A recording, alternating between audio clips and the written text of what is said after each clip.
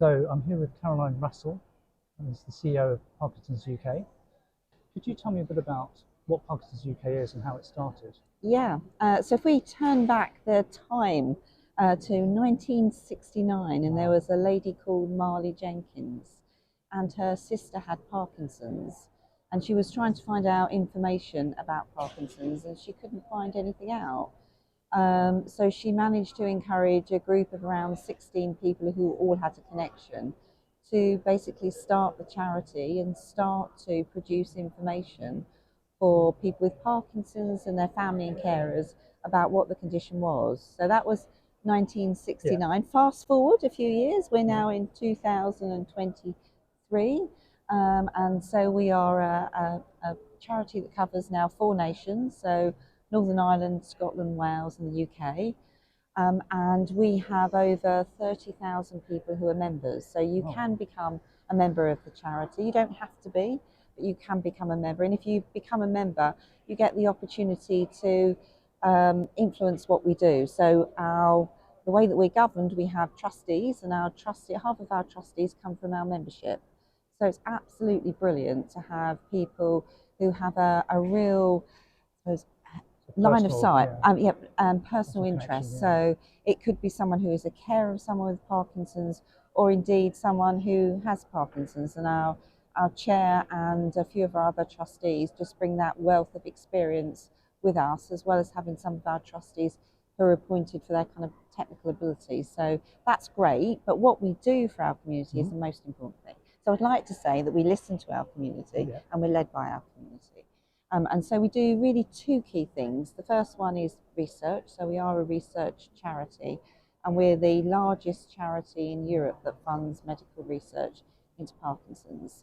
And we're interested in all elements of research. So from understanding the brain, so we help fund the brain bank that runs in London. And in fact, our Director of Research, David Dexter, founded the Brain Bank. So I might ask you afterwards if I could ask you to donate your brain. I'm already planning to. Oh, brilliant. Yes, so we're on my always list, looking for people with Parkinson's or without to donate their brain, because that's how we can really, really look and find out what causes Parkinson's. So we invest a lot in trying to understand the science behind Parkinson's, all the way through now to investing in and working with pharma companies where there are promising drugs. And now we're starting to become very interested in and starting to fund more research into non-drug based treatments. Yeah. So particularly things like activity, diet, wearables, because what we've heard again from the community is they're really interested and need some support about what can they do for themselves to manage their condition. So it's not all about finding a cure, is it? It's about sort of managing the condition. Don't get me wrong. Actually, everybody wants a cure for Parkinson's without a shadow of a doubt. But the reality is that with the great scientists that we've got and the great researchers, that will still take a long time to deliver. So you're right.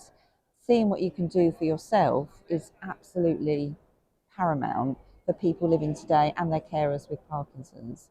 And of course, the other thing that Parkinson's UK does is provides a lot of support for people with the condition. That's right. So the other half of the charity is very much focused on today, people living with the condition and the support that we can give. So we work very closely with the NHS, so the healthcare system in the UK, and we have funded over 70% of the nurses who are specialist nurses in the NHS. So I think lots of people don't realise that. So when people do any events for us or fundraise, money can go to research, but money will also go to support the NHS and nurses. And we've got a huge ambition to increase that even more, because we know there aren't enough nurses. And we also realise that it's not just the nurse, they are pivotal, but other professionals like physios, speech and language therapists and occupational therapists. So we've got massive ambition. So we've got a massive challenge in terms of fundraising, but we do see that as a role that we can add to, and we help people connect. So the nurses who are Parkinson's nurses and the allied health professionals, we have a network called the Excellence Network, and we help to provide kind of up-to-date information and connections, so that there is a network across the whole of the 4 nations to support Parkinson's carers. So that's really important. We've got over 300 branches, Wow. so where volunteers run these, and they run them how they want to run them, which is really important. They're local, they make a difference to people locally, and they're all different. Absolutely, they've all got a different focus, but part of our role is to support, to be there and to provide anything that those volunteers and the groups need so that they can meet and support the local community. And then finally, I know, sorry, there's a lot, but we are really investing heavily now in activity.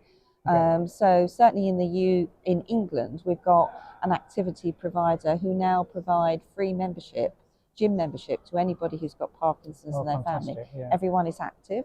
And that's wonderful because the message about how to slow progression, I think the thing that we'll be hearing a lot from today when we're here is activity. Activity is what can help people manage their condition, but also slow progression. So we're investing as much as we can, giving grants out again to local communities who want to experiment, whether it's Nordic walking, whether it's boxing, whether it's walking football, whether it's table tennis, you name it. We're really keen to explore with local communities how we can help them get started and have an activity on offer for people locally. It sounds fantastic. And obviously, activity has all sorts of side benefits about mental health as well as the physical side. So, brilliant. So, Parkinson's UK does a huge amount of things for people with Parkinson's and their families, I guess.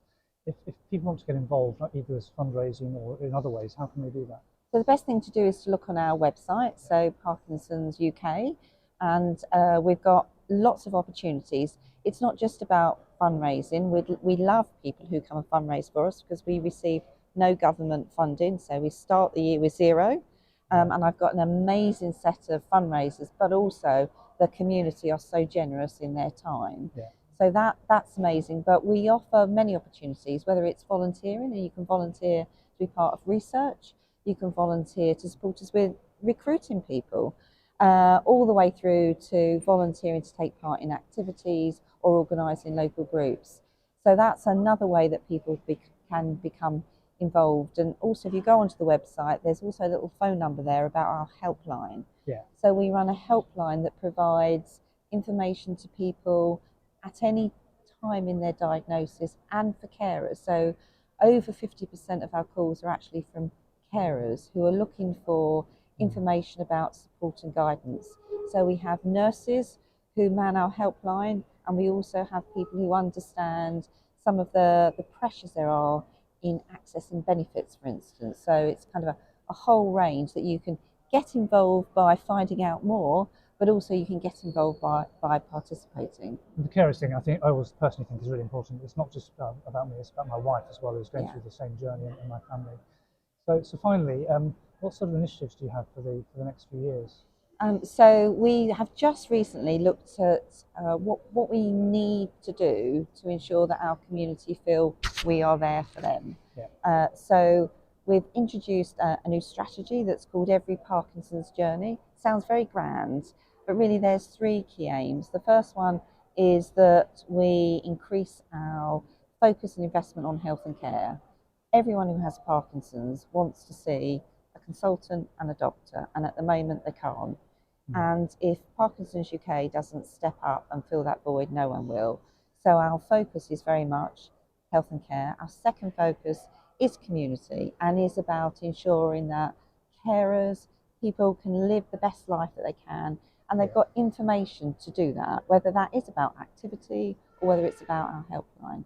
And then finally, we will continue with that search for new treatments, be they ultimately a cure or finding out what causes Parkinson's, or now exploring more what other options there are in terms of diet, nutrition, exercise and wearables. So three things: research, community and health and care. Fantastic. Thank you very much for your Thank time. you. Thank you. Lovely to speak to you.